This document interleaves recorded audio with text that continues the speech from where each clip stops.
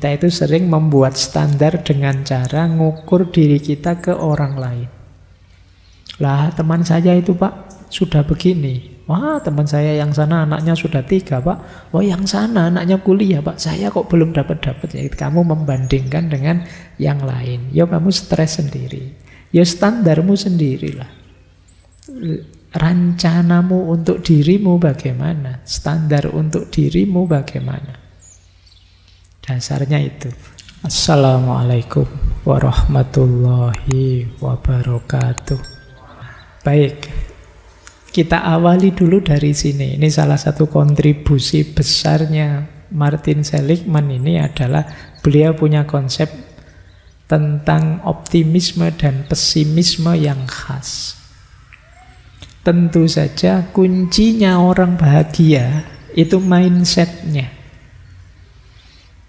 Nah, ada optimistic mindset, ada pessimistic mindset.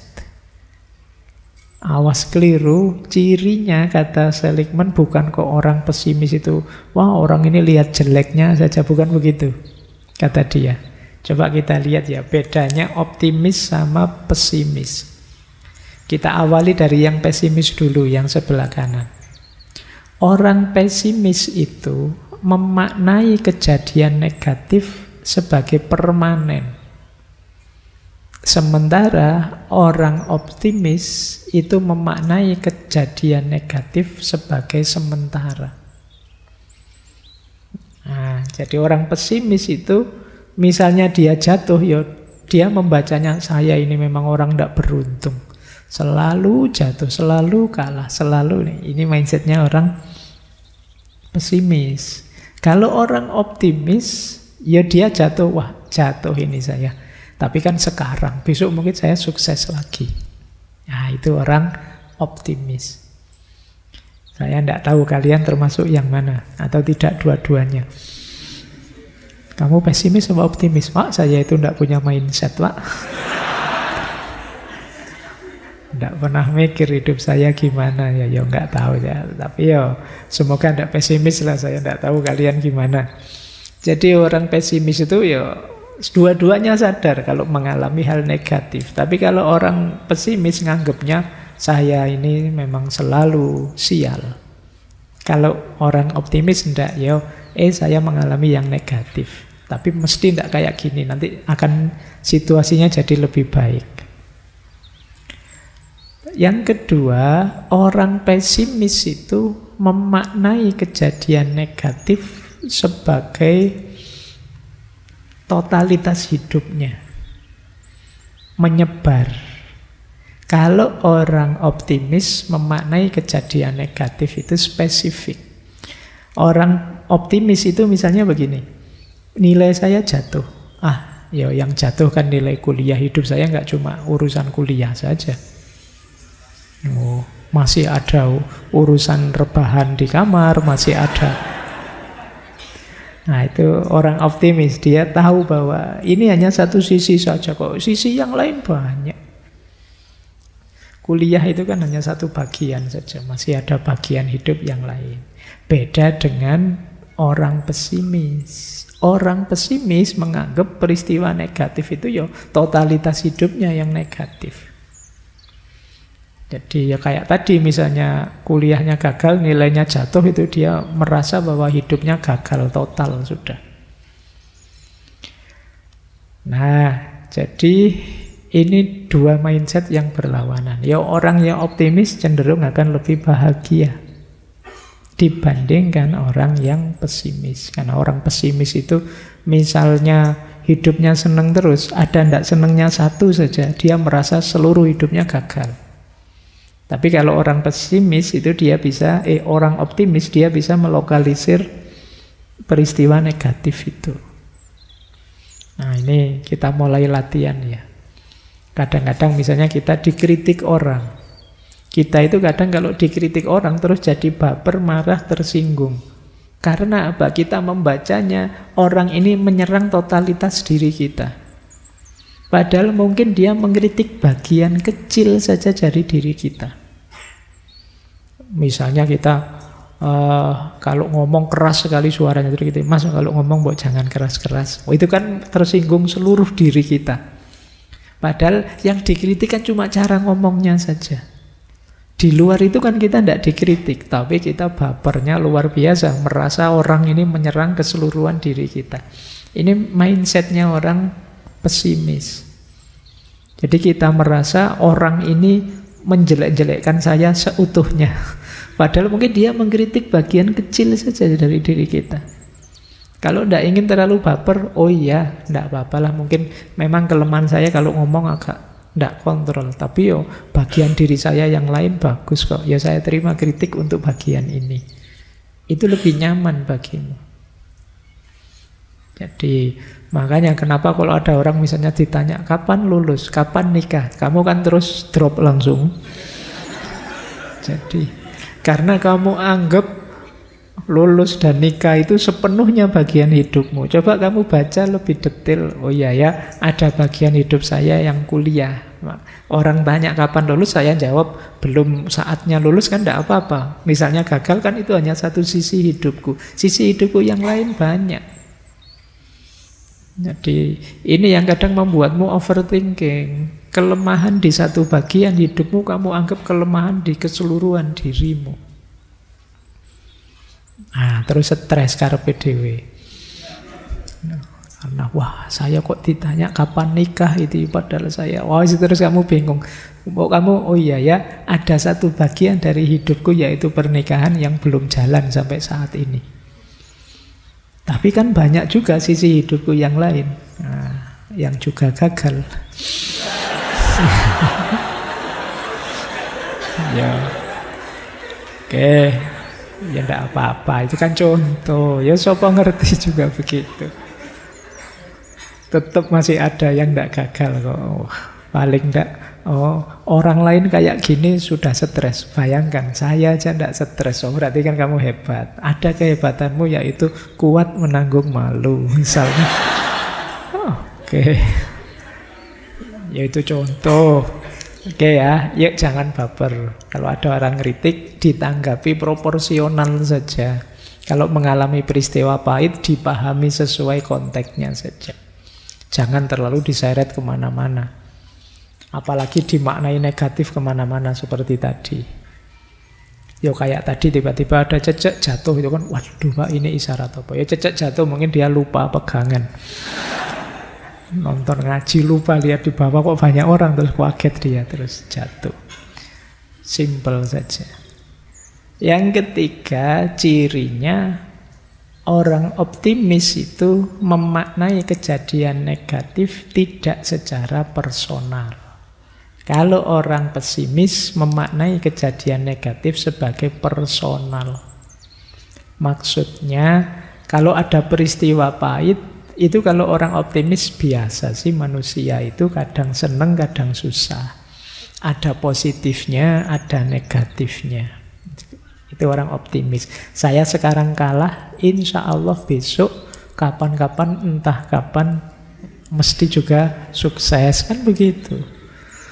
Nah, tapi kalau orang pesimis, mindsetnya negatif. Dia selalu masuk ke person. Ngalami peristiwa pahit, memang saya itu tidak kompeten, memang saya itu orangnya tidak bisa apa-apa, memang saya itu orangnya jelek, memang saya itu sudah habis sendiri. Yang menghabisi dirimu ya kamu sendiri, karena mindsetmu yang pesimis. Jadi dasarnya nanti sebelum lanjut ke pembahasan tentang kebahagiaan, ayo ditata mindset kita. Ayo jadi orang yang pesimis. Nah, biasanya nanti ada yang komen, "Ndak segampang itu, Pak." Ya karena ndak gampang itu, ayo latihan pelan-pelan. Yuk, ndak ada yang nyuruh instan juga. Yuk pelan-pelan berubah. Kalau memang optimis itu baik, ya kenapa tidak kita latihan pelan-pelan untuk jadi optimis. Nah, nanti ada istilah menarik. Yang ini jadi salah satu tesis besarnya Martin Seligman. Ada istilah learned helplessness, ketidakberdayaan yang dipelajari. learned helplessness ini membuat orang kadang-kadang jadi depresi. Maksudnya apa? Ini satu kondisi ketika seseorang mengalami sesuatu yang membuat dia tertekan.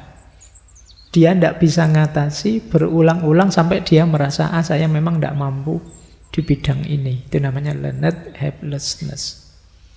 Jadi reaksi orang yang menyerah, tidak mau berjuang lagi, merasa bahwa saya tidak mampu, saya tidak ada gunanya melakukan apapun kalau urusan ini. Itu namanya learned helplessness. Ya contoh sederhananya, misalnya kalian ya belajar filsafat, baca buku ini tidak paham, besok baca buku lagi tidak paham lagi, besok baca lagi tidak paham lagi, terus kamu simpulkan, saya ini memang tidak paham, kok tidak ngerti kalau baca buku filsafat, tidak bisa berarti saya. Besok ditawari buku filsafat apapun, kamu akan bilang tidak bisa saya, kalau buku filsafat tidak bisa. Itu namanya learned helplessness. Atau mungkin kalian pernah ditawari, disuruh khutbah atau disuruh sambutan. Sambutan pertama karena masih grogi, gagal.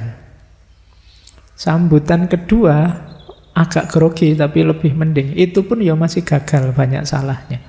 Akhirnya kamu simpulkan, saya tidak bisa Pak, memang khutbah tidak bisa saya ceramah. Selesai. Sampai besok kamu ditawari ceramah, tidak akan mau. Ini namanya learned helplessness. Kamu belajar dari ketidakberdayaanmu. Dan kamu merasa kamu lemah, kamu rendah, kamu tidak bisa. Nah, hati-hati ya. Ini memasungmu, jadi penjaramu. Kadang-kadang kita mindsetnya seperti ini.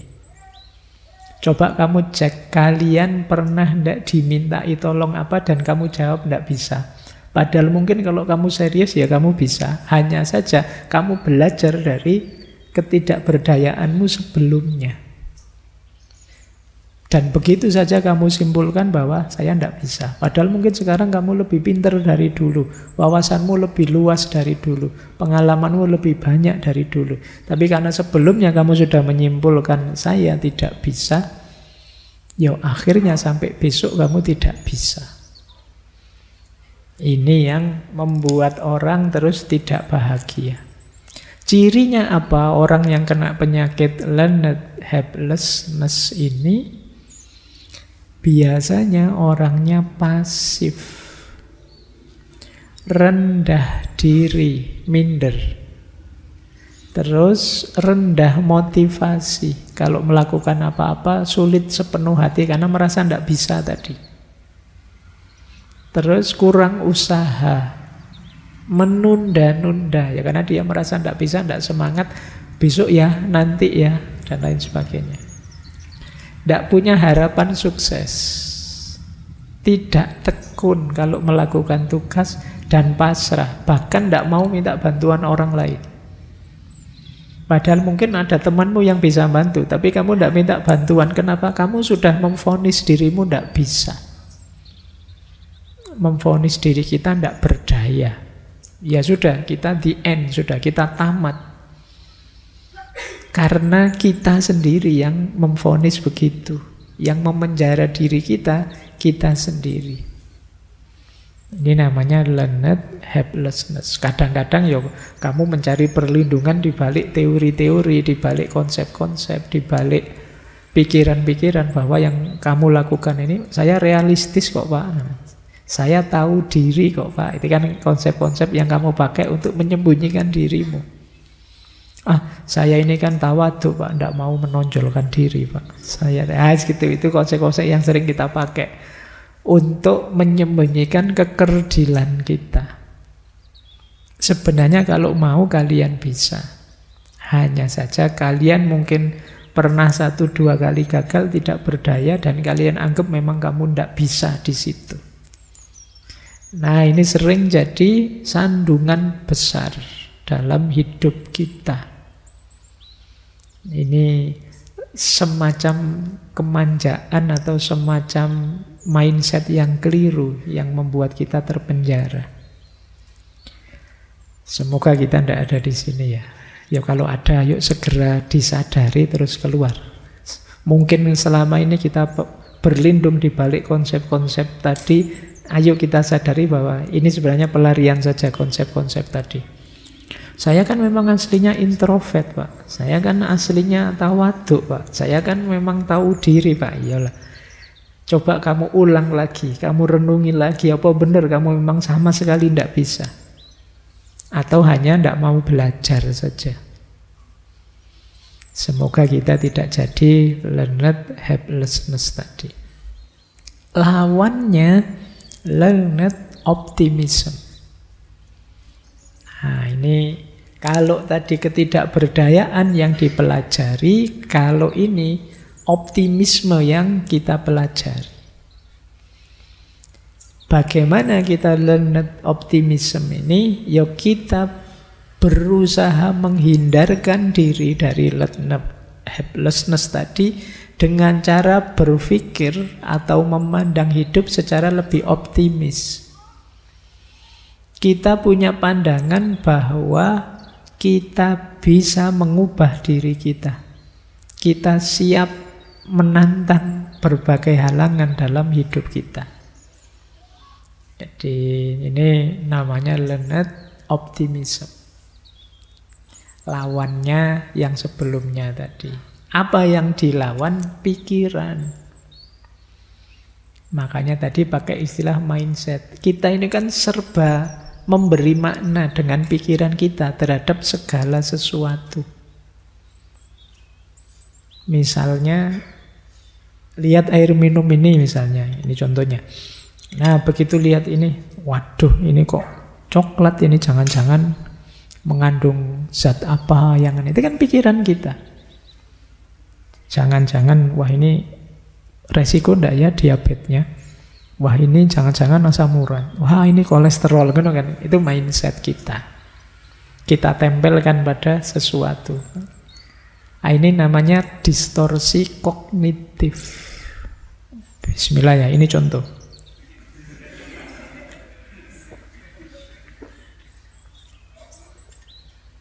Manusia itu memang pekerjaannya memberi makna. Jadi apapun akan dia maknai. Kalau kebetulan mindsetmu negatif, pemaknaanmu juga akan selalu negatif. Ngaji kok orangnya sedikit sekali, tidak semangat ngaji kok orangnya banyak sekali, tidak kusuk Lah terus kapan ngajimu? Gitu salah. Yang main apa? Mindsetmu. Pikiranmu yang serba negatif. Nah, nanti Seligman menawarkan, ini meminjam teorinya Dr. Albert Ellis, namanya teknik EBC. Ketika kita ketemu fenomena negatif, ayo kita analisis aspek EBC-nya. Ini nanti akan ketemu di mana sih pikiran-pikiran kita yang jelek. E atau A itu dari antecedent, belief itu mindset kita tadi, isi pikiran kita, konsekuen itu efeknya. Misalnya, antecedentnya adalah peristiwa ketika kita bertengkar dengan teman kita. Peristiwa kita bertengkar itu terus ketemu belief kita, cara pandang atau mindset kita.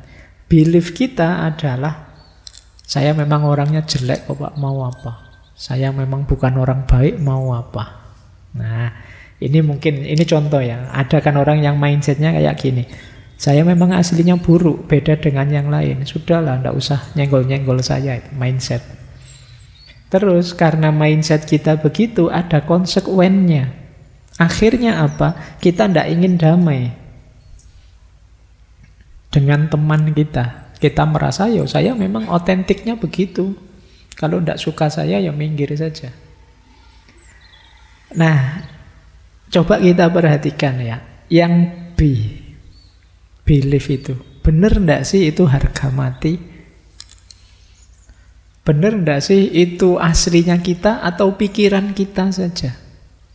Tentang diri kita. Apa benar kita tidak bisa mengubah belief itu? Mengubah diri kita. Jadi akarnya ada di B. belief kita, konstruksi pikiran kita. Kalau kita bisa sukses mengubah itu, nanti meskipun A-nya tetap, tapi C-nya akan beda. Konsekuensinya akan berubah. Sekarang saya ubah, saya ini manusia biasa, kadang buruk, kadang juga baik. Ini sudah lumayan, sudah terbuka sedikit. Siapa tahu memang yang salah kemarin saya. Ayolah kita wong hidup bersama, yuk bareng-bareng yang enak lah. Konsekuennya bisa lebih positif. Ini cara kita untuk melawan tadi ya, learned helplessness. Kita lawan dengan learned optimism. Dengan cara apa? Mengubah cara berpikir kita, menata kembali distorsi kognitif kita. Pikiran-pikiran jelek, pikiran minder, pikiran tidak penting, pikiran jahat, pikiran negatif, buruk, dan lain sebagainya. Kita lawan. Wong mikir itu gratis loh, kok kamu milih yang jelek-jelek. Wong ndak bayar kan kalian mikir yang bagus-bagus itu. Wong husnudzon itu gratis, lebih membahagiakan. Ngapain kamu suudzon? Ada temenmu misalnya ngapain terus kamu, wah itu jangan-jangan melakukan dosa apa itu di luar. Ngapain wong, kamu ndak ngerti jelasnya. Mau sama-sama ngarang saja, mau ngarang yang baik daripada ngarang yang jelek. Itu yang disebut learned optimism. Nanti ada teman kosmu dijemput pacarnya, terus kamu, wah itu mesti diajak yang aneh-aneh, itu mesti. Wong kamu nggak ngerti aslinya kok suudzon. Sopo ngerti diajak ngaji apa diajak?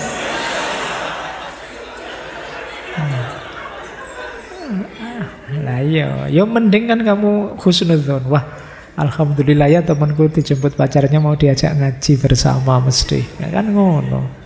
Kamu lebih nyaman kan? Kamu kalau mau tuduh jelek kan kamu terus curiga tiap hari, nuduh tiap hari.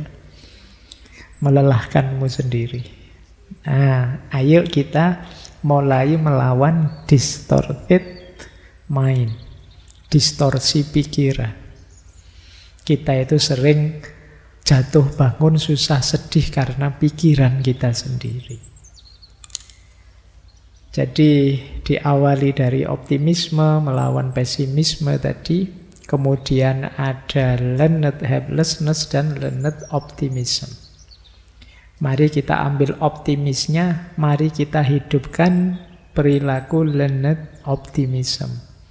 Ayo kalau pakai teori ABC tadi kita perhatikan benar kognisi kita, pikiran kita, belief kita.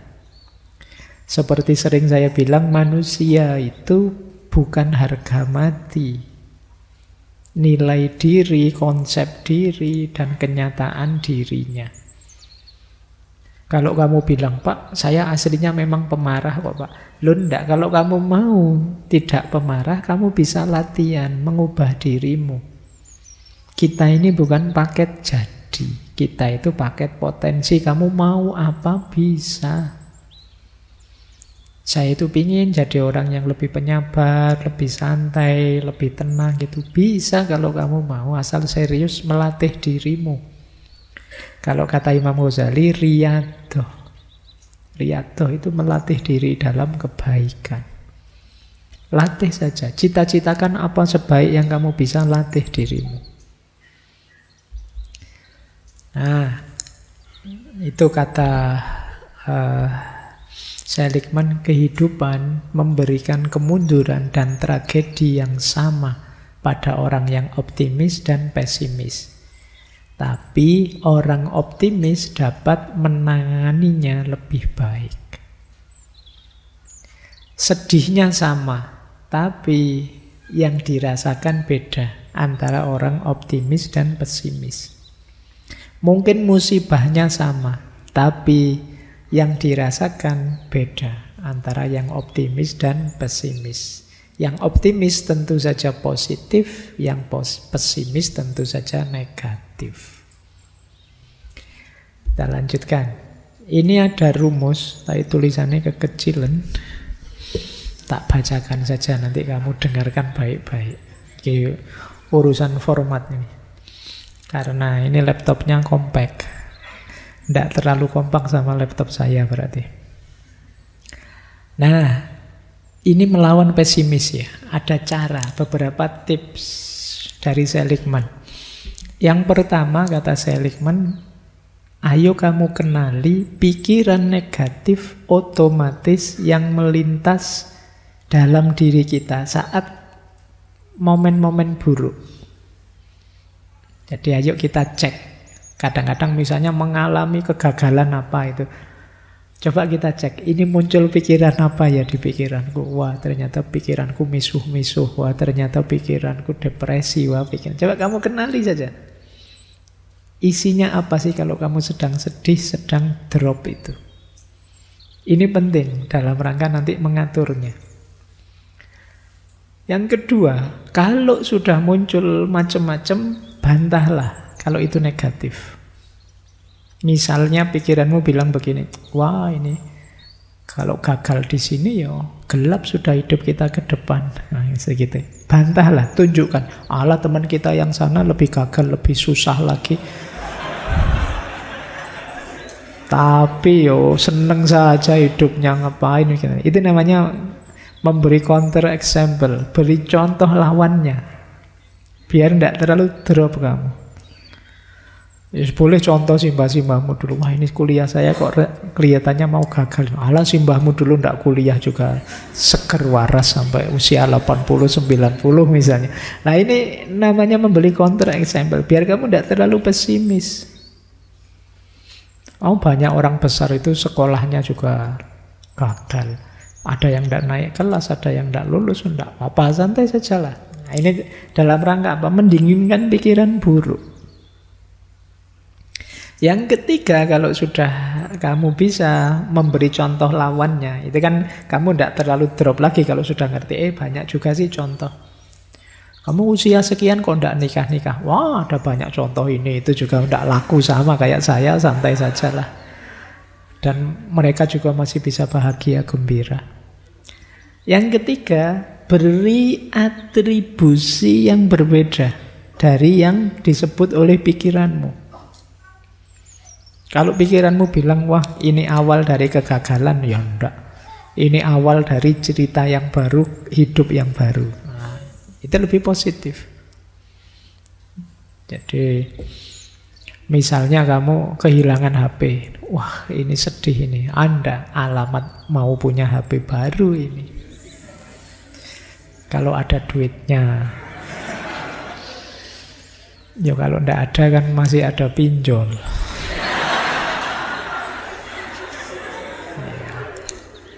Itu andalanmu sekarang, siap-siap kamu dikejar-kejar nanti.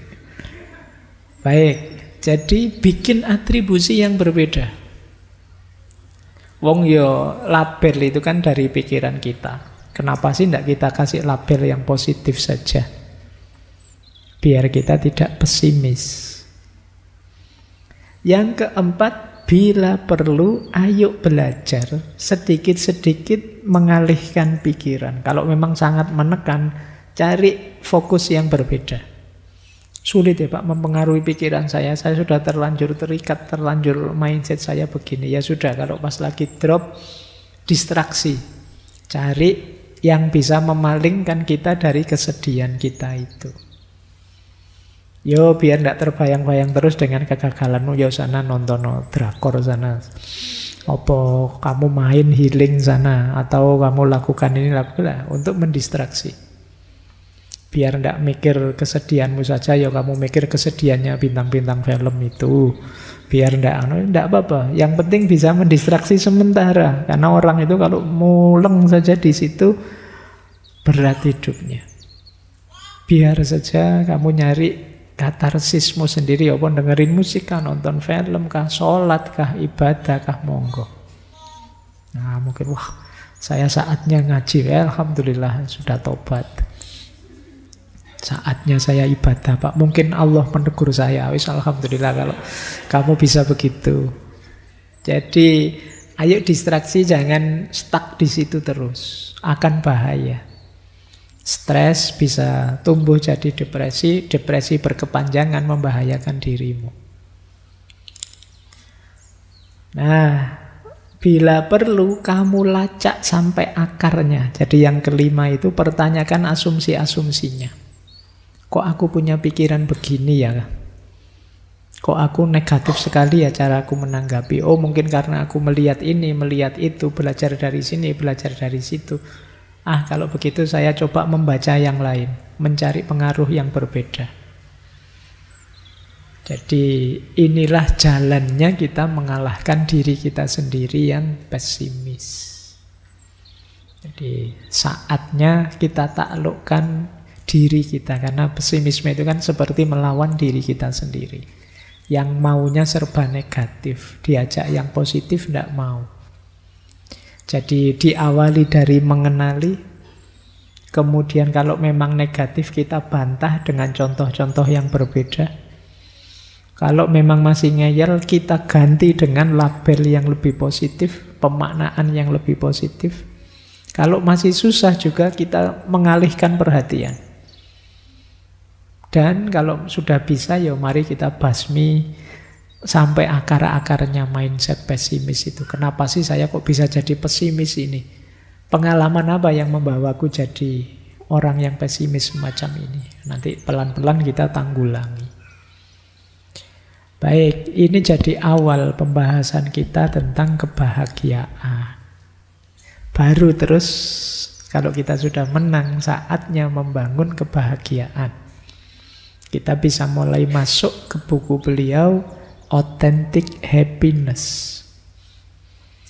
Jadi ini salah satu bestseller beliau sebelum nanti masuk ke buku kedua. Jadi kata beliau, kebahagiaan sejati itu didapat dari meningkatkan standar diri sendiri.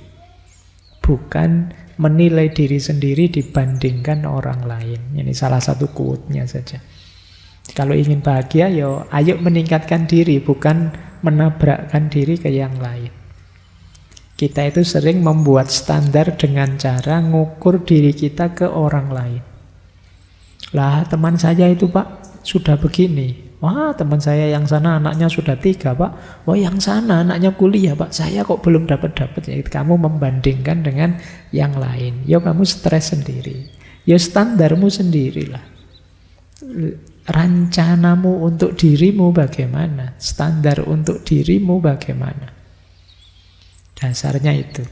Cuma ini quote-nya saja. Yuk kita masuk ke teorinya tentang authentic happiness, kebahagiaan yang otentik, meskipun nanti dikembangkan lagi.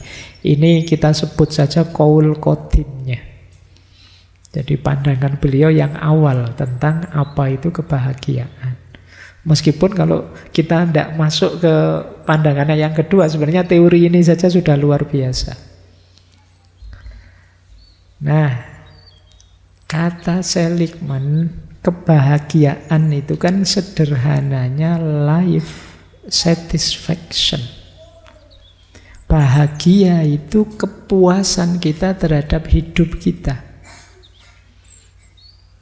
Mungkin kita kemarin-kemarin sulit mendefinisikan apa itu kebahagiaan. Sederhananya kalau versinya Seligman itu ya bahagia itu kita puas dengan hidup kita, sudah. Cirinya apa?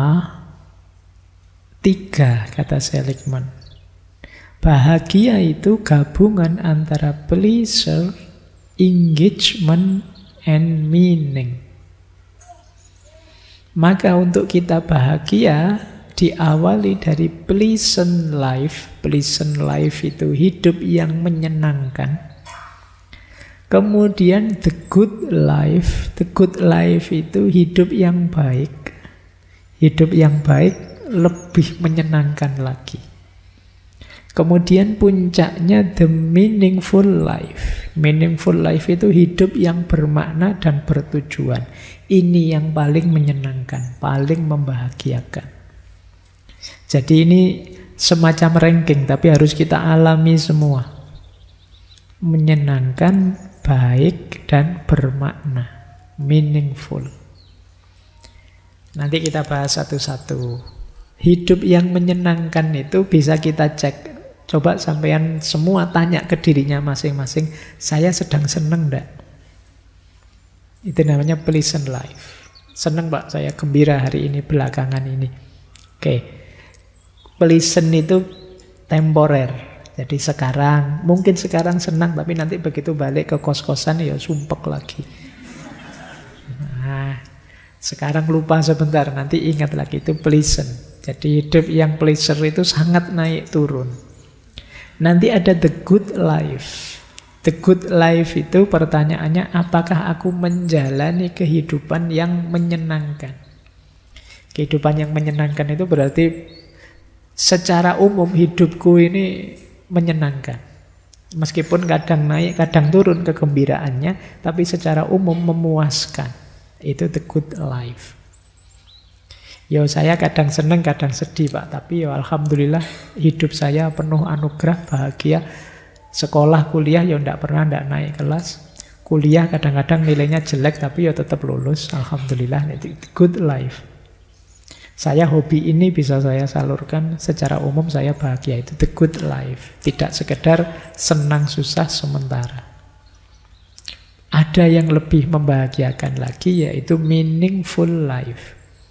Meaningful life itu hidup yang tidak hanya menyenangkan bagimu, tapi juga kamu bisa berbagi kesenangan, berbagi kegembiraan ke yang lain. Kamu punya kontribusi untuk juga membantu yang lain bahagia. Ini yang disebut meaningful life. Tidak egois, bahagia untuk dirimu sendiri seperti the good life, tapi juga bahagia yang bisa kamu bagi ke sesama, ke sekitarmu. Ini durasinya lebih panjang. Yuk kita pelajari satu-satu. Nah, pleasure life atau pleasant life itu kuncinya adalah emosi yang positif. Hidupmu termasuk menyenangkan kalau ada emosi-emosi itu hadir. Nanti oleh Seligman, emosi itu dibagi 3. Menghadapi masa lalu, menghadapi masa depan, menghadapi masa kini. Menghadapi masa lalu harusnya yang terasa oleh kita puas, lega, bangga, dan tenang. Nah itu berarti emosimu positif, hidupmu berarti menyenangkan. Yang sudah terjadi memuaskanmu, membanggakanmu, dan kamu tidak gelisah dengan masa lalu, tenang. Nah, itu berarti hidupmu senang. Ya, durasinya bisa panjang, bisa pendek. Misalnya, apalah, yang pendek ya, kesenangan jangka pendek, ketenangan tadi. Misalnya kamu tadi di kamar kosmu meninggalkan komputer dalam keadaan nyala. Kamu tinggal ke sini, terus kamu, waduh, saya tadi kelihatannya buka-buka apa, belum tak tutup. Wah, ini kalau temanku tiba-tiba masuk kamar, bahaya ini. Masuk kamar ndak ya dia, kamu ndak tenang. Ketika ndak tenang, berarti kamu ndak senang, ndak pleasant hidupmu. Karena yang tadi masa lalumu 2 jam yang lalu itu ternyata kamu melakukan mungkin kesalahan. Ya apalagi masa lalu yang sangat jauh.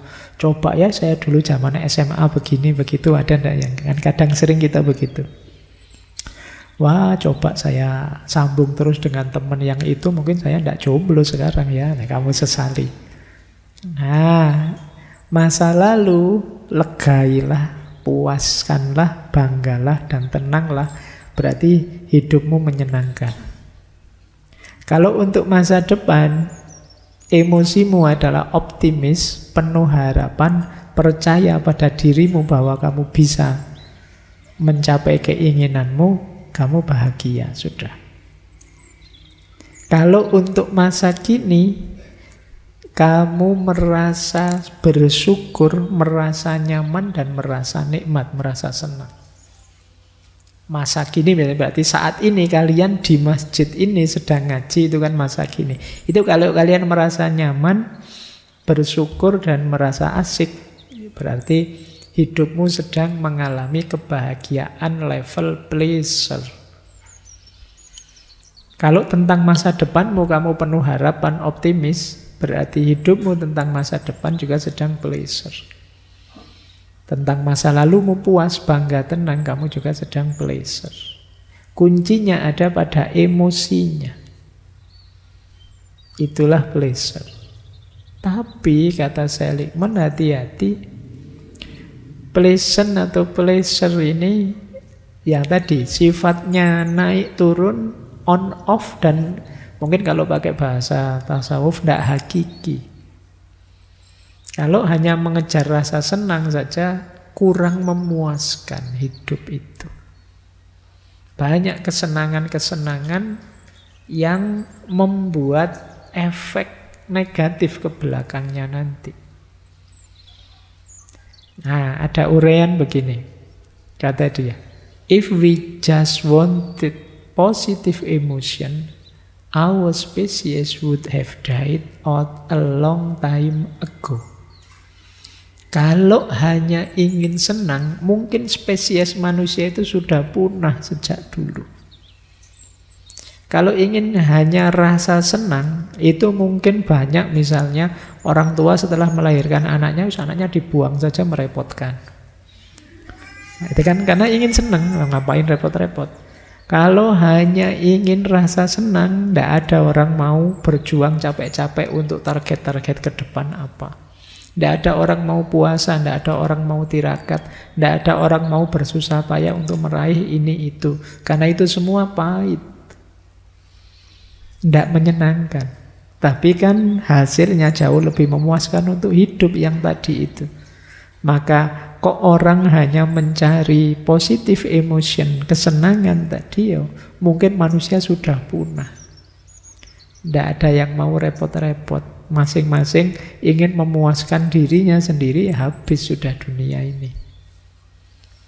Apalagi sekarang banyak yang punya senjata-senjata pemusnah itu, kalau ingin, kamu main-main sama aku, langsung habis sudah.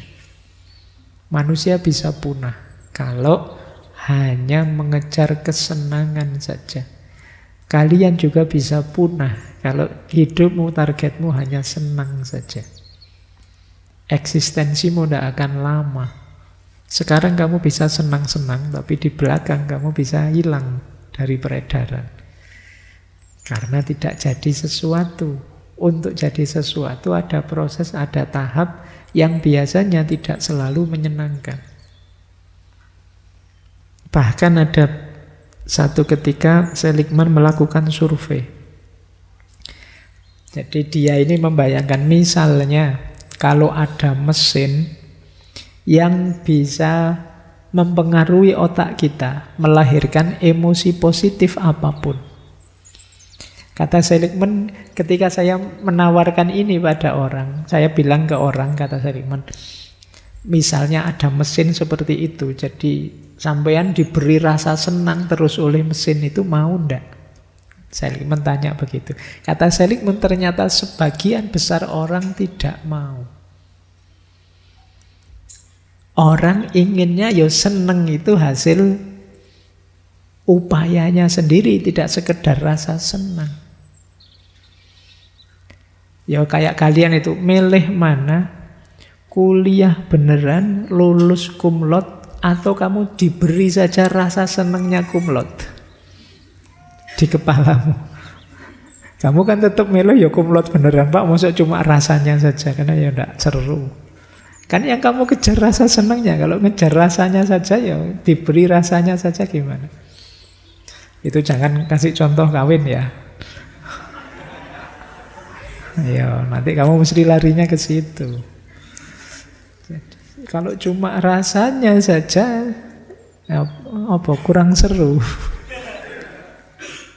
Ya segala emosi itu enaknya ya kita terlibat langsung yang melahirkan emosi itu, tidak sekedar rasanya. Maka terus pleasure life harus naik kelas menjadi good life. Ini kebahagiaannya lebih panjang. Good life itu apa? Nah, ini mulai membaca kecil-kecil ini. Good life itu mewujudkan 6 kebajikan dan menghidupkan 24 kekuatan dalam diri kita. Kita itu, saya bilang tadi, makhluk potensial. Ada banyak sekali daya dalam diri kita. Kalau ingin hidup yang baik, jalankan 6 kebaikan itu, yang di masing-masing kebaikan ada beberapa kekuatan di baliknya. Jadi ini yang saya sebut tadi, ini lebih teknis, lebih praktis. Kebajikan pertama adalah kebajikan kebijaksanaan dan pengetahuan. Jadi wisdom and knowledge. Nah, ini dasarnya. Hidup kita harus ada wisdom and knowledge. Kita punya 5 daya, 5 kekuatan untuk menghidupkan wisdom and knowledge. Yang pertama, rasa ingin tahu. Yang kedua, senang belajar. Yang ketiga, pikiran yang terbuka. Yang keempat, kreatif. Dan yang kelima, perspektif. Jadi agar hidup kita dipenuhi kebijaksanaan, dipenuhi ilmu dan pengetahuan, maka mari kita hidupkan karakter ingin tahu.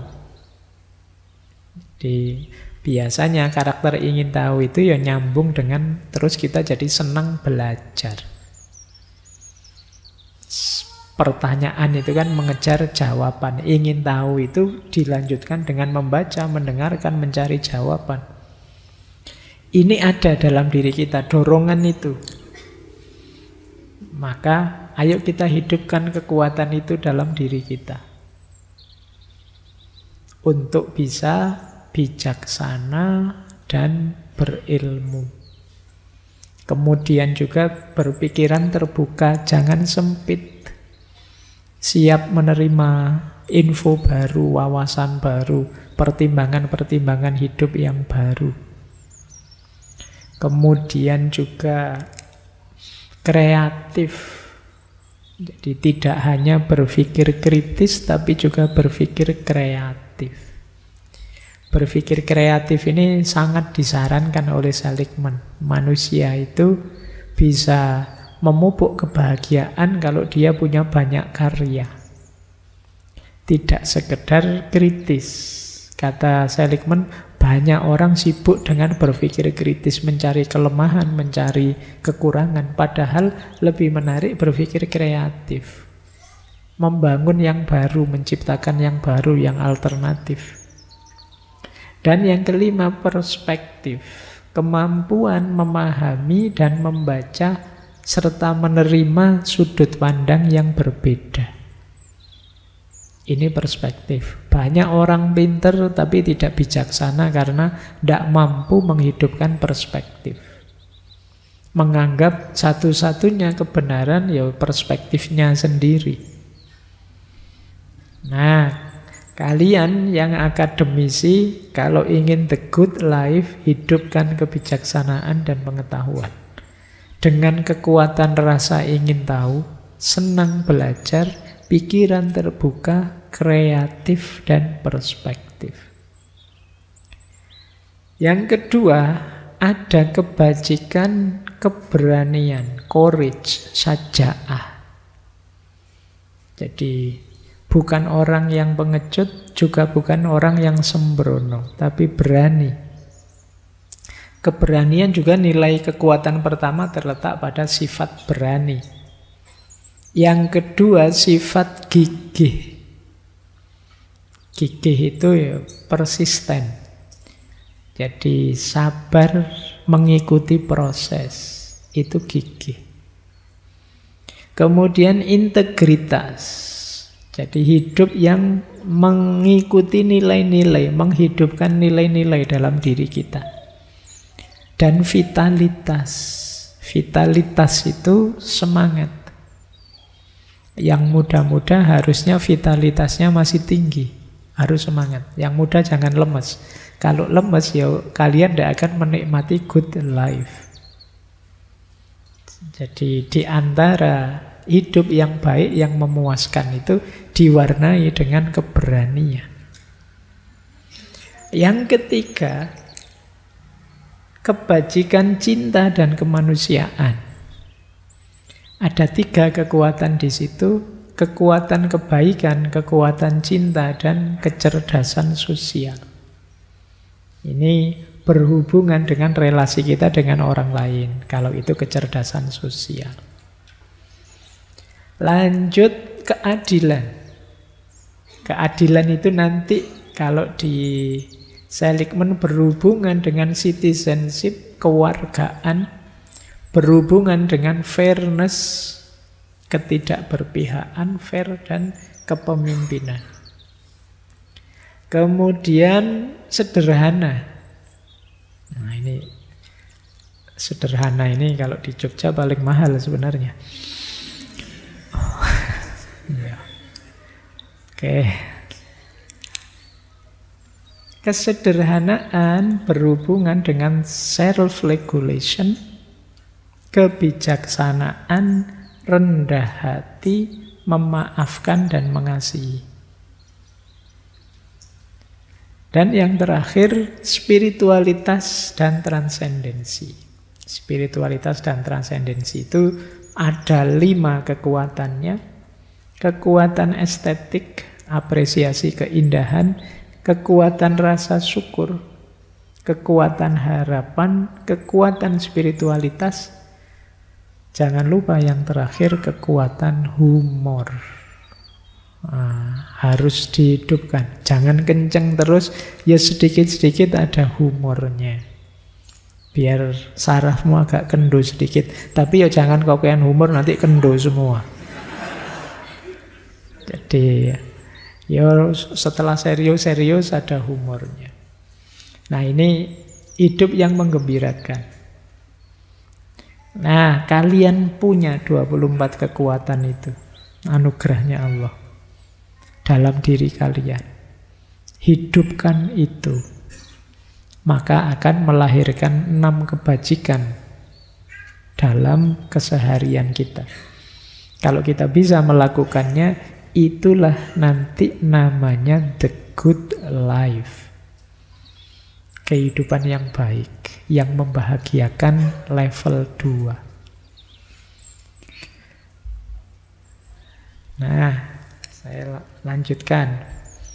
Ini meskipun begitu, Seligman melanjutkan. Satu ketika dia melakukan survei, penelitian eksperimen juga pada anak-anak muda. Setelah The Good Life, dia melakukan eksperimen.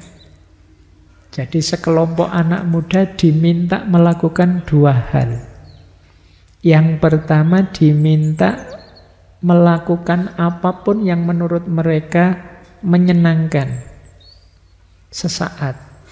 Nonton film, makan es krim, nongkrong di angkringan, wis apa wae yang kamu seneng, lakukan itu. Terus yang kedua, mereka diminta untuk melakukan hal-hal demi kemanfaatan sesama, hal-hal sosial. Suruh bantu ini, bantu itu, dan lain sebagainya. Nah, setelah melakukan 2 hal ini, anak-anak muda ini diwawancara oleh Seligman.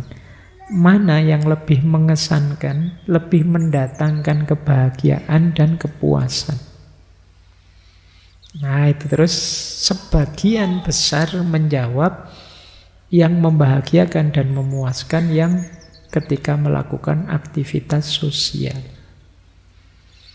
Jadi saya tidak tahu kalau yang diwawancara anak-anak masjid sini ya. Mungkin jawabannya ya sama.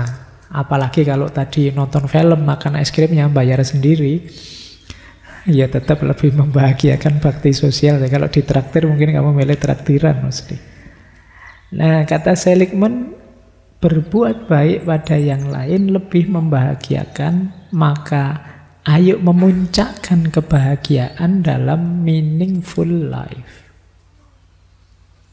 Kalau tadi sekedar the good life, kalau ini meaningful life. Meaningful life itu kita bahagia dengan cara membahagiakan orang lain. Kita perluas jangkauan kebahagiaan itu tidak hanya untuk diri kita, tapi juga untuk orang-orang di sekeliling kita. Itulah meaningful life. Ya kalau mungkin makna sederhananya hidup yang berarti. Tidak sekedar hidup yang menyenangkan. Disinilah nanti kita menemukan makna hidup yang sejati. Bahwa kehadiranku ternyata ada gunanya. Kesadaran bahwa kehadiranku ada gunanya ini penting. Banyak orang yang merasa hampa. Merasa apa sih gunanya aku di dunia ini? Begitu melakukan kebaikan, kehampaan itu terjawab. Ternyata aku sedikit-sedikit ada gunanya. Nah, itu meaningful life namanya. Kamu cari sendiri momen yang menyadarkanmu bahwa hidupku ini bermakna. Meskipun sekedar membahagiakan temanmu, membahagiakan orang tuamu, membahagiakan siapapun. Jangan sampai tadi kamu merasa hidupmu kosong, tidak berarti. Justru puncaknya kebahagiaan ada di sini. Di meaningful life ini. Kehidupan yang penuh makna.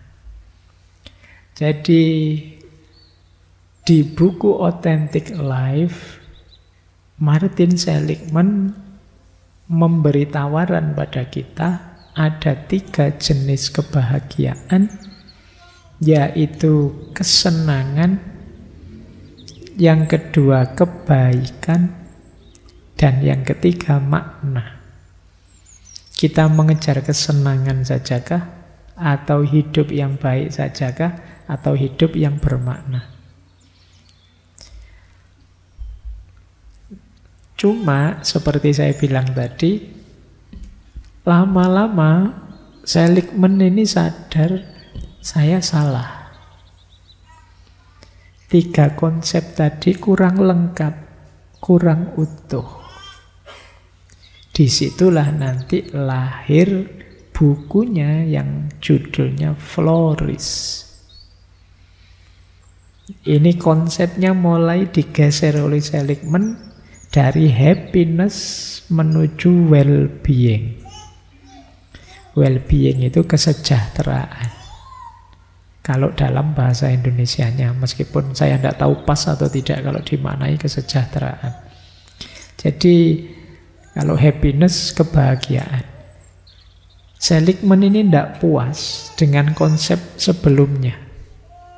Di mana titik ketidakpuasannya? Dia menjelaskan begini. Dulu saya berpikir bahwa topik psikologi positif adalah kebahagiaan.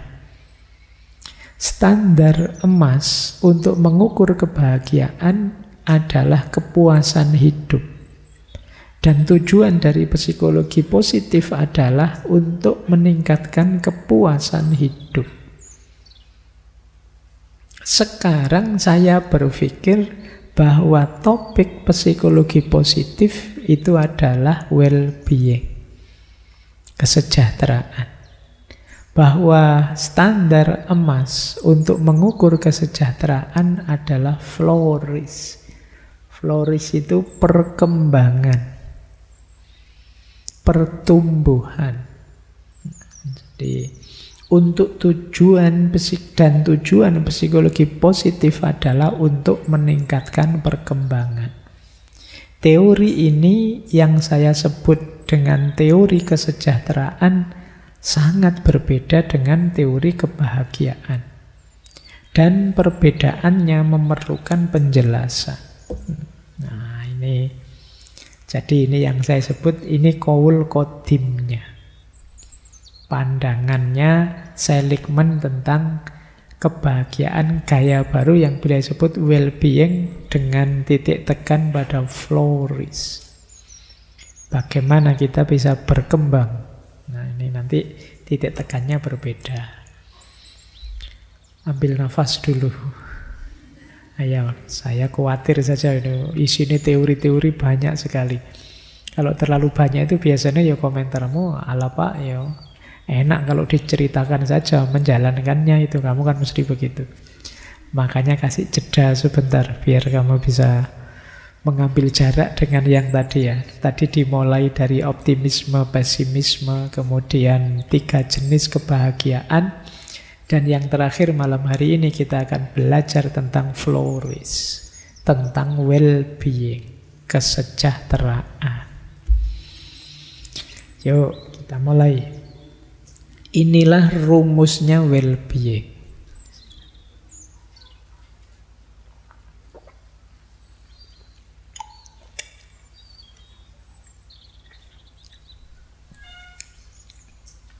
Seligman menyebutnya PERMA. PERMA itu ya singkatan dari 5 hal. Kuncinya well-being adalah positive emotion, yang kedua engagement, yang ketiga relationship, yang keempat meaning, dan yang kelima accomplishment atau achievement. Kita belajar pelan-pelan ya. Nanti dijelaskan satu-satu, tidak usah khawatir. Ini sebenarnya kan mirip dengan konsep di authentic happiness sebelumnya. Ada positive emotion juga, ada meaning juga. Tapi komposisinya berubah. Tidak 3 yang level seperti tadi, tapi 5 yang saling terkait. Tentu saja positive emotion juga jadi kunci. Tidak mungkin orang puas dengan hidupnya kalau tidak ada rasa senang, rasa positif. Oke, kita awali. Yang pertama, positive emotion atau emosi positif. Emosi positif ini indikator utamanya. Orang yang well-being, yang sudah sejahtera, nyaman dengan hidupnya, emosinya pasti positif. Kalau emosinya masih negatif, masih jengkel, masih marah, masih kecewa, dan lain sebagainya, ya berarti belum well-being. Emosi positif nanti jadi kunci. Orang yang emosinya positif itu kemungkinan dirinya sehat secara jasmani dan rohani lebih besar. Kalau orang isinya stres, terus depresi, terus negatif, terus isi pikirannya, ya gampang sakit lahir dan batin. Maka emosi positif jadi kunci. Carilah, ini tugas untuk teman-teman semua, cari momen-momen yang mendatangkan emosi positif. Jangan dekat-dekat dengan situasi toksik yang menghasilkan emosi negatif. Karena ini salah satu kuncinya untuk kita bisa bahagia dan sejahtera. Kalau di buku diberi contoh misalnya, untuk membangun emosi positif bisa kita lakukan misalnya menghabiskan waktu bersama orang yang kita sayangi. Pak, saya belum ada Pak yang disayangi Pak. Ya emangnya cuma pacar yang disayangi. Kan ada orang tua, ada teman, ada sahabat. Ya kalau nembak ditolak ya kan masih bisa sahabatan aja. Nah, jadi ya paling tidak kan masih bisa berbagi emosi positif. Nah, jadi ya cari, habiskan waktu sebanyak mungkin dengan orang yang kita sayangi, biasanya bisa membantu kita memunculkan emosi positif. Misalnya kayak teman-teman, tadi saya cerita tentang kelelahan batin. Mungkin kalau kamu sedang lelah sekali di Jogja ini, terus kamu pulang ke kampung ketemu orang tua, sanak kerabat yang kalian cintai. Itu kan kayak ngecas lagi situasi batinmu, kamu segar lagi. Emosi positifnya muncul lagi. Nah, maka bersyukurlah yang masih punya banyak orang-orang yang disayangi. Oke, meskipun yo jangan Pak, kok kamu gonta-ganti pacar banyak sekali, biar banyak emosi positifnya ya, jangan gitu. Itu namanya sakarepe dhewe ya. Ya maksudnya orang tua, teman, sahabat, orang-orang baik. Makanya dulu kita pernah ngaji Tombok Ati, itu diantara obatnya hati adalah wong kang soleh kumpulono.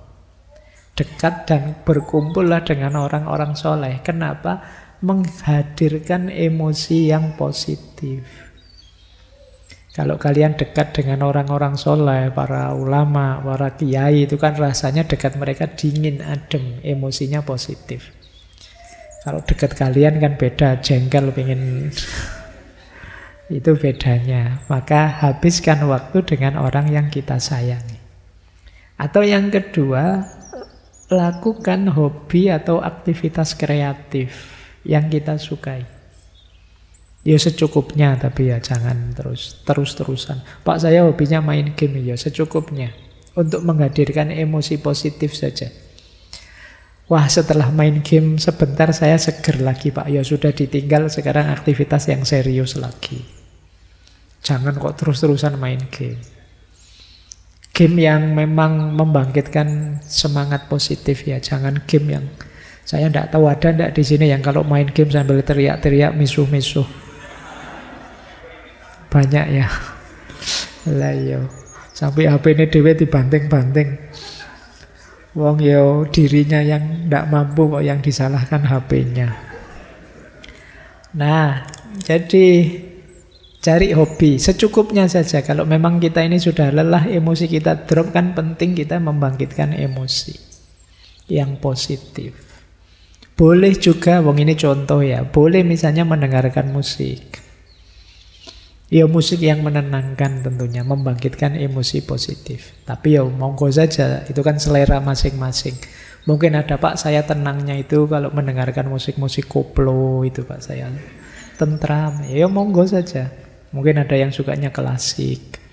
Monggo saja. Boleh. Jadi biar stabil lagi dari kelelahan tadi. Atau berkontemplasi, berefleksi. Kita memikirkan apa saja yang membuat kita bersyukur. Itu biasanya emosi positif muncul. Alhamdulillah ya, sampai semester 13 ini saya masih kerasan, masih... Ya, ternyata saya itu termasuk orang-orang yang gigih mencari ilmu. Yang lain sudah berguguran, saya masih belajar terus. Oke ya, sampai teman saya sudah jadi dosen, saya masih setia kuliah saja. Tidak apa-apa wis. Itu kan berpikir yang positif membuat kita bersyukur sehingga hadir emosi positif. Membuatmu jadi tenang. Jadi yang pertama ini ya, caranya untuk berkembang, flourish. Kalau emosimu negatif terus, ya kalian tidak akan bahagia, tidak akan well-being, tidak akan sejahtera. Yang kedua, engagement. Engagement atau flow. Atau istilahnya seligman itu, engagement itu kita menyatu dengan ritme hidup, menyatu dengan musik. Jadi engagement itu kita melakukan aktivitas kebaikan apapun secara terlibat, kita hayati, kita fokus, kita rasakan.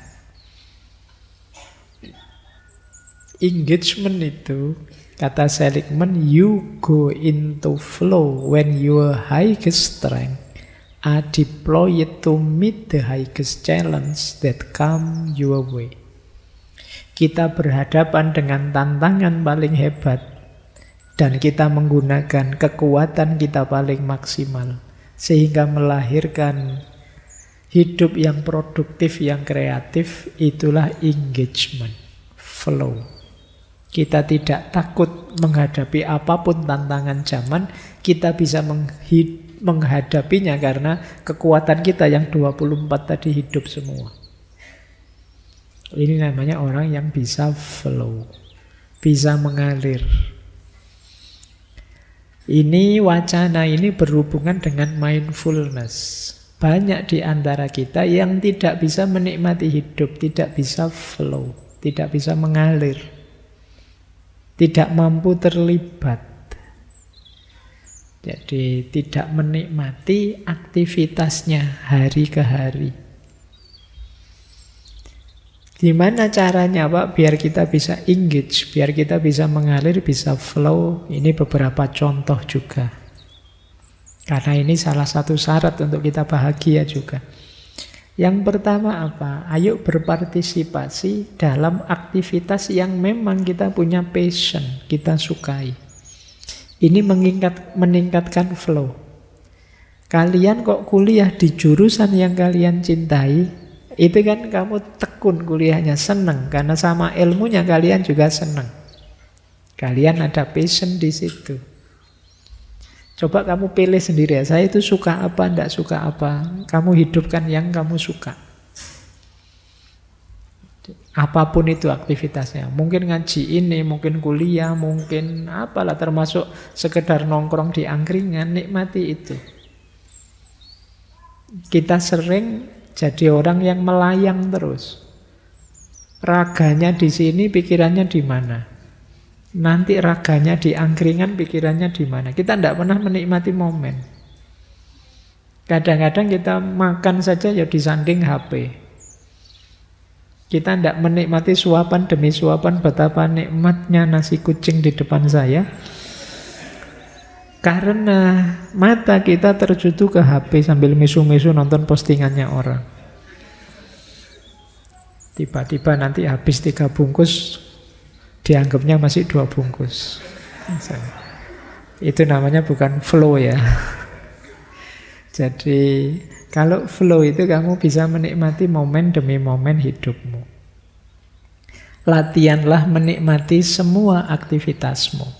Kalau masih sulit, saya kok sulit fokus sih Pak, saya sulit menikmati. Coba latihan, kamu keluar, nikmati situasi sekelilingmu.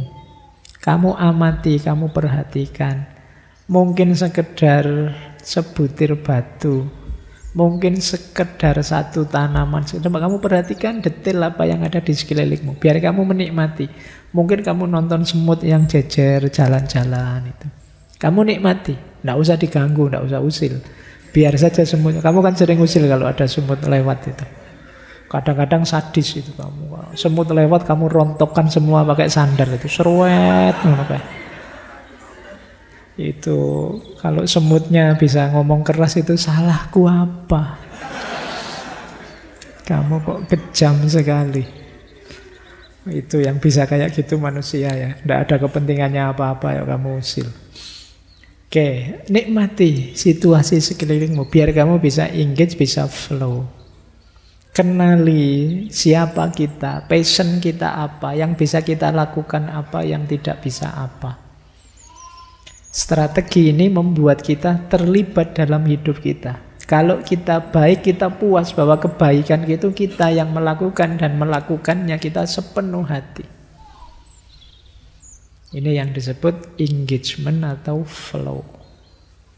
Membuat kita tumbuh berkembang, membuat kita well-being dan bahagia. Lanjut. Nah, selain engagement, ada pula relationship. Jangan lupa kita ini makhluk sosial. Di antara sumber kebahagiaan kita adalah mencintai dan dicintai, menghormati dan dihormati, menghargai dan dihargai, mendukung dan didukung. Itu fitrah kita sudah sebagai makhluk sosial. Dengan siapa saja, dengan teman, dengan pasangan, keluarga, kolega, siapa saja. Ayo membangun relationship yang baik. Demi apa? Kebahagiaan. Sebagian besar kebahagiaanmu itu kan berkaitan dengan orang lain. Meskipun kamu pinter sendirian di kelas, wah saya tidak butuh teman-teman. Iya mungkin orang lainnya bukan temanmu, tapi dosenmu. Mungkin juga bukan temanmu, tapi orang tuamu yang menyuplai anggaran buatmu, dan lain sebagainya. Tidak mungkin kita hidup sendiri. Saya ini Pak, introvert tulen.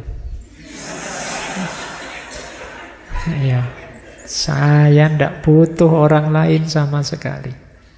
Bahwa kamu tidak peduli dengan hadirnya orang lain, lebih asik dengan dirimu sendiri, bukan berarti orang lain tidak punya andil dalam kebahagiaanmu.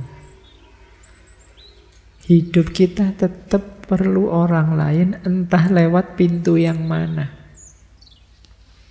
Jadi ini pentingnya relationship. Maka kita perlu punya skill, kemampuan untuk membangun hubungan yang baik.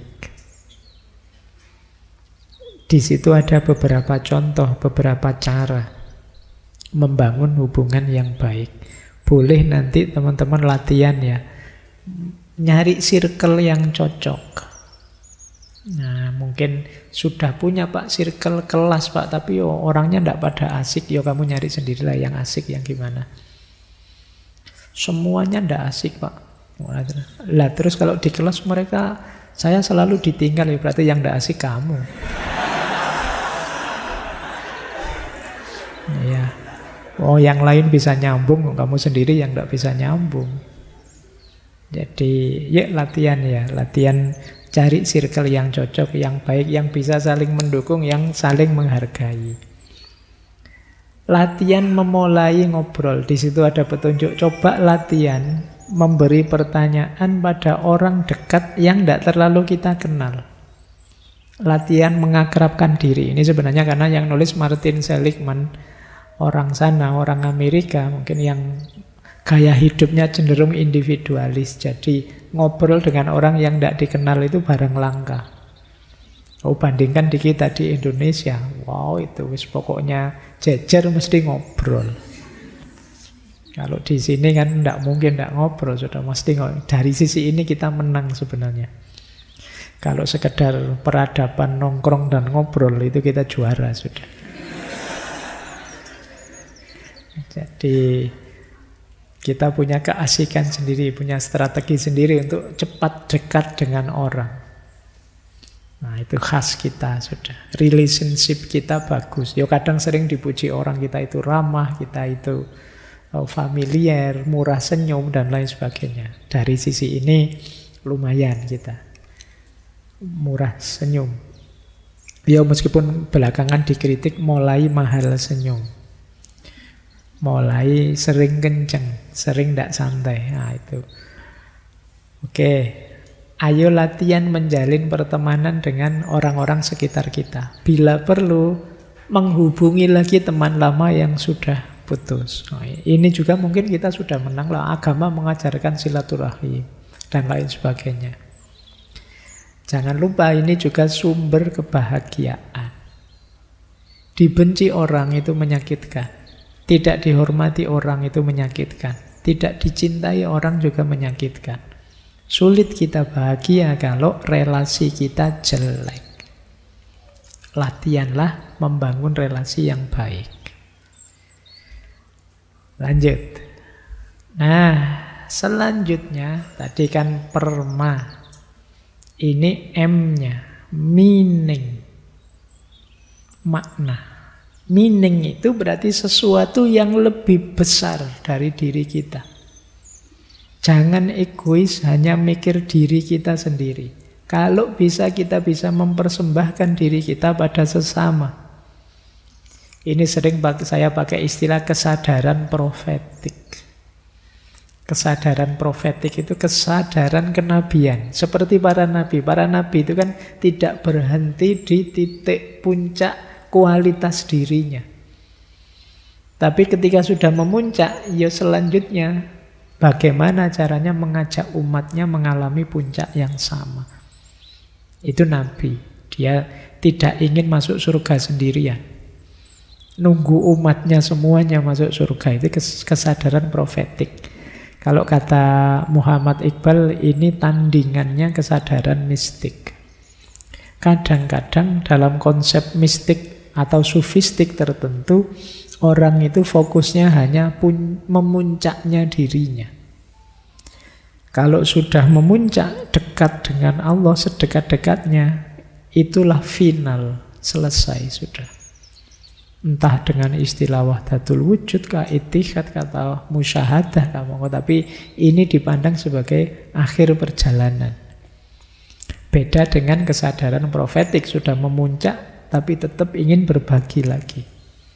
Tidak hanya ingin dirinya yang puncak, tapi dia ingin membagi pengalaman puncaknya.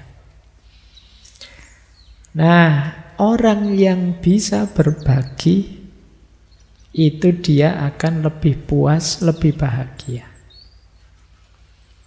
Jalannya banyak, bisa lewat sosial, politik, bisa lewat agama, komunitas, dan lain sebagainya, banyak. Sama seperti tadi rumusnya, berbagi pada sesama. Ada beberapa tips untuk membangun makna hidup.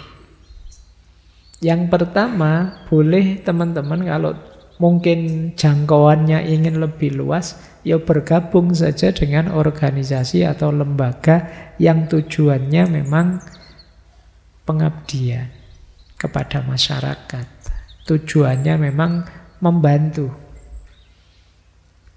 Bukan yang mencari profit, tapi yang memang benar membantu. Libatkan diri di sana. Itu membuat diri kita lebih berarti. Banyak lembaga-lembaga sosial yang teman-teman bisa ikut membantu di sana. Yang kedua, lakukan aktivitas-aktivitas yang menghubungkan kita dengan banyak orang. Saya siap sih Pak membantu, tapi gimana ya Pak, saya tidak punya teman, saya tidak punya relasi, saya membantu siapa juga tidak tahu. Bantu tetangga juga tidak kenal itu. Ya berarti kamu kurang relasi. Jalannya apa? Yuk kamu perbanyak relasi. Pingin saya Pak ngajar misalnya di sini anak-anak kecil itu ngaji. Tapi gimana caranya ngundang mereka ya Pak? Nah, itu berarti kamu kurang gaul. Gitu loh. Mungkin kamu terlalu banyak di kamar saja, di rumah saja. Tidak banyak kenalan di luar. Ayo dimulai, tidak usah malu-malu.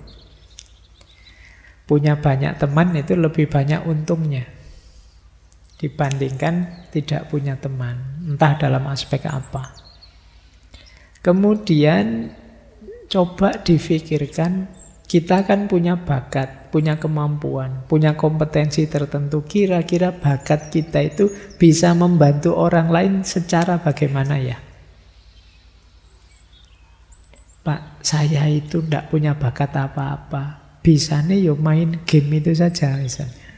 Coba kamu berpikir, keahlianmu main game itu bisa membahagiakan orang lewat jalan yang bagaimana? Apa kamu buka kursus privat gratis, petunjuk main game, caranya nge-cheat atau apa piye ngono.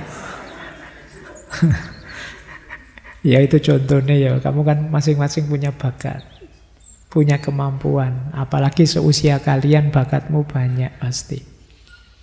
Asal kamu mau saja kamu bisa berbagi banyak hal pada sesamamu.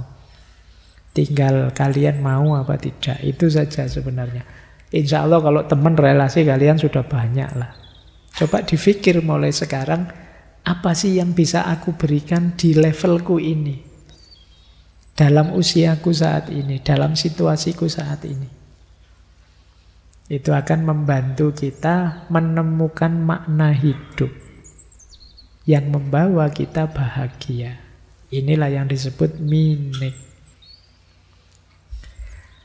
Yang kelima, A-nya, accomplishment. Accomplishment itu prestasi, kemampuan, penguasaan, atau kompetensi. Ini juga membahagiakan. Jadi, mari punya target-target dan bahagia dengan itu. Orang yang tidak punya kebanggaan sama sekali tentang dirinya, sulit percaya diri. Orang yang tidak percaya diri, ya sulit sukses. Wong dia dengan dirinya sendiri tidak percaya. Jalan suksesnya jadi sulit.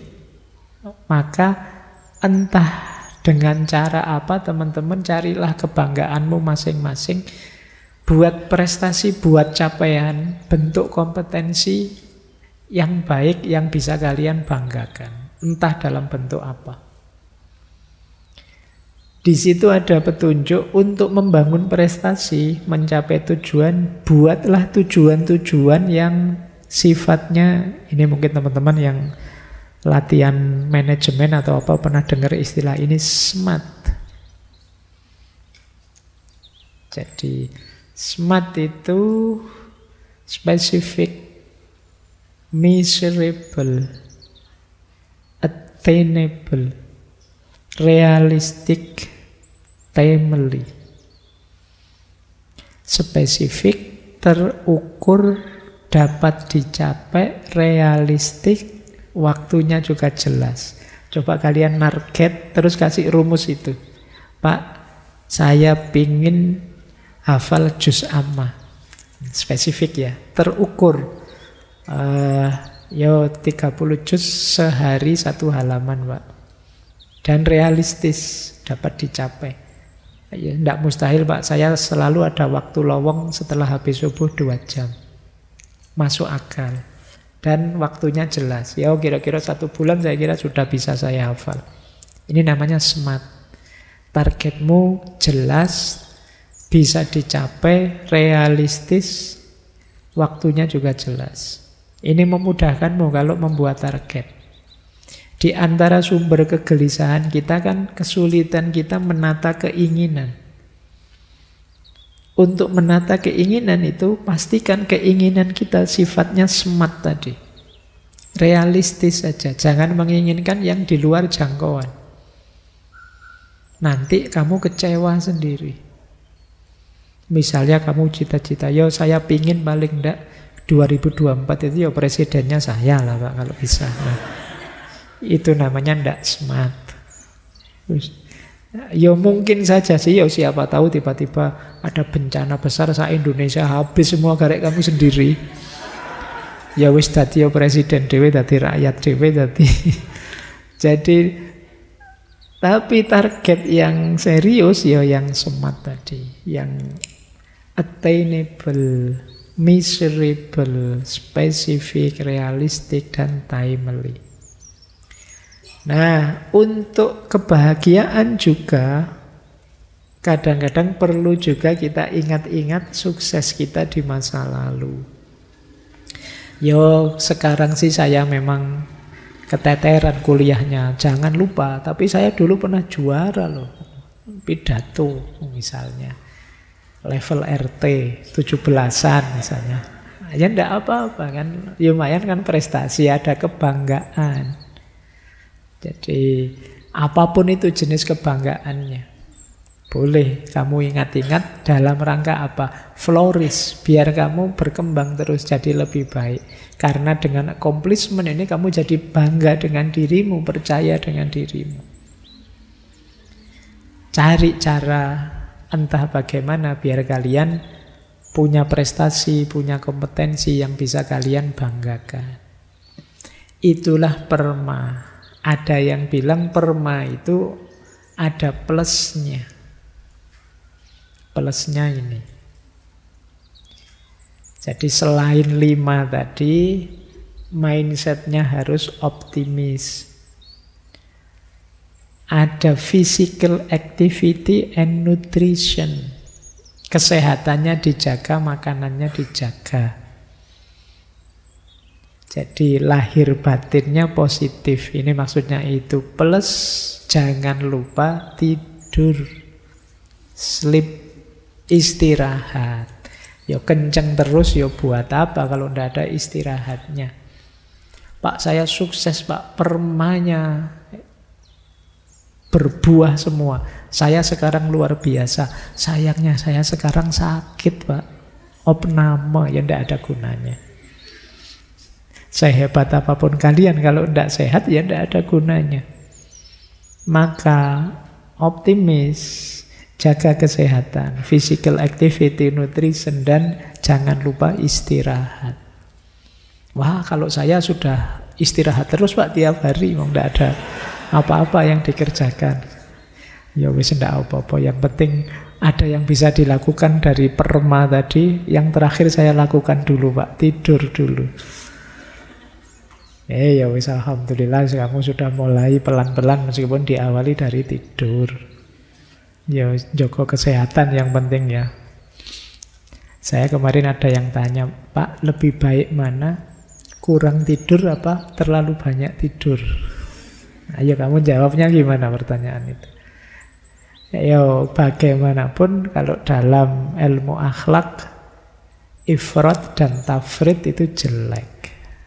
Kurang atau lebih itu jelek. Yang baik apa? Pas saja. Nah, pas waktunya ngaji, tidur. Itu namanya pas, sudah pas waktunya kuliah, tidur. Ya sama saja. Baik. Nah, terakhir. Ini tips konkret sebelum kita akhiri ya. Petunjuk konkret dari Seligman untuk latihan ya, memperkuat well-being. Ini menguji diri kita, sesejahtera apa kita, sebahagia apa kita. Coba kalian tes sekali-sekali begini. Melatih kebaikan, kindness. Lakukan insidental saja, coba satu kebaikan yang tidak terduga. Misalnya tiba-tiba kalau kamu pas ke parkiran, kamu temui tukang parkirnya, Pak, motor yang sederet ini tak bayari semua. Contohnya ngono. Lah wong sederet isinya cuma 3 kok. Jadi, nah, coba kamu cek perasaanmu. Nanti kamu akan tahu ternyata kebaikan itu menyenangkan, membahagiakan. Itu melatih kindness. Melatih sikap baik hati. Cobalah kamu bikin kebaikan-kebaikan insidental yang tidak terduga. Tiba-tiba terbersit di pikiranmu apa gitu. Nah, itu jalan ya. Ada banyak cara. Mungkin setelah ini kamu apalah ikut bantu parkir, atau bantu noto sandal, atau bantu apa gitu. Yang tidak terduga. Kamu sendiri tidak membayangkan melakukan itu. Tiba-tiba saja kamu ingin melakukannya. Boleh dicoba. Yang kedua, coba lakukan semacam gratitude visit. Kalau istilahnya Seligman ya. Gratitude visit itu mengunjungi orang yang menurutmu pernah punya jasa padamu, entah kecil, entah besar. Temui dia, ucapkan terima kasih. Kalau di situ malah kamu disuruh nulis surat. Terus kamu antarkan padanya. Cuma zaman sekarang kan tidak musim surat-suratan. Sekarang ya pakai WA langsung atau ya ditemui saja langsung. Misalnya dulu kamu punya teman zaman SD, kamu misalnya main di kebun tebu, dikejar-kejar mandornya, terus temenmu yang bantu kamu sembunyi misalnya. Tidak apa-apa lah, ada banyak cerita di masa lalumu. Kamu kenang orang yang berjasa buatmu, kamu temui dia, secara khusus kamu ucapkan terima kasih. Ini gratitude visit. Atau boleh, wah ternyata saya sulit Pak menemui teman saya, jauh sekali. Coba kamu pakai strategi bersedekahlah atas nama dia. Pak, teman saya yang dulu bantu saya itu kelihatannya hidupnya sulit sekarang, tapi saya menemuinya juga susah. Ya sudah, kamu bersedekah saja atas nama dia, doakan dia. Gratitude visit. Yang ketiga, ini strategi 3 blessing. 3 blessing itu setiap kali sebelum tidur coba tulis 3 pengalaman positif hari itu. Hari ini saya melakukan apa saja ya, yang baik 3 saja. Ya entahlah kamu milih yang mana. Mungkin hari ini alhamdulillah saya bisa sarapan on time misalnya. Tidak apa-apa, sementara itu nanti lebih berkualitas lagi. Tapi jangan sampai kamu melewatkan satu hari tidak ada satupun kebaikan yang kamu lakukan. Ini namanya teori 3 blessing. Ini akan memperkuat well-beingmu.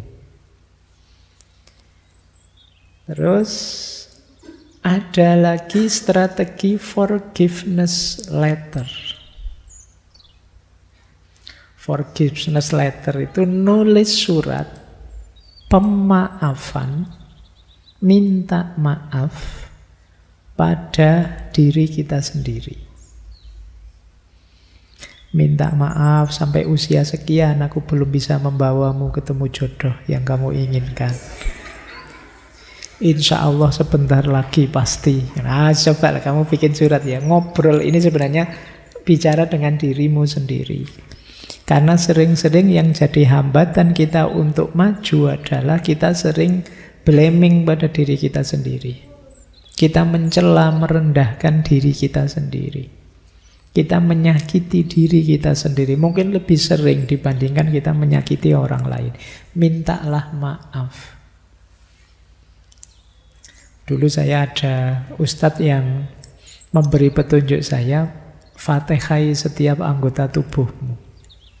Sambil kamu ingat-ingat kalau anggota itu pernah kamu ajak melakukan maksiat, ya kamu istighfari. Astagfirullah, wahai tanganku, mohon maaf ya kamu tak pakai nyekrol TikTok, terus enggak pernah tak pakai wiritan misalnya, kamu minta maaf ya. Forgiveness letter. Minta maaf pada dirimu. Kadang-kadang kita sangat kejam. Yang kita zolimi ternyata diri kita sendiri. Yang terakhir, optimis. Boleh kamu latihan begini. Sebut 3 saja sisi negatif hidupmu atau kegagalanmu. Tapi setelah itu tulis sebanyak mungkin anugerah dalam hidupmu. Apakah itu keberhasilan, apakah itu kemampuan, kesuksesan, kenyamanan, apa saja. Untuk menumbuhkan optimisme. Ternyata aku ya bisa kok. Hidupku tidak hanya isi kegagalan saja. Banyak keberhasilan-keberhasilan. Banyak juga yang bisa dibanggakan. Jadi boleh. Itu yang terakhir, membangun optimisme. Alhamdulillah sampai detik ini aku masih sehat. Itu kan bisa dibanggakan. Banyak teman-teman yang harus berjuang melawan sakitnya. Alhamdulillah aku masih bisa ketawa-ketawa. Banyak orang yang stres tidak jelas, tidak bisa ketawa lagi, problemnya banyak. Itu banyak, coba kamu tulis. Untuk menumbuhkan optimisme, ternyata Allah juga masih sayang padaku, masih diberi banyak anugerah. Bahkan sekedar masih bisa bernafas, masih bisa makan, itu juga anugerah yang luar biasa. Nah, ini latihan-latihan seperti ini akan menguatkan kebahagiaan kita, menguatkan well-being kita. Hidup kita biar lebih cerah, lebih membahagiakan, lebih bisa kita nikmati. Karena mungkin selama ini sebagian besar hidup kita itu kan autopilot, jalan saja seperti biasanya. Sama sekali kita tidak mensyukuri dan menikmatinya. Itu yang membuat kita sulit bahagia. Baik, saya kira itu ya teman-teman malam hari ini. Pelajaran tentang bahagia dari Martin Seligman.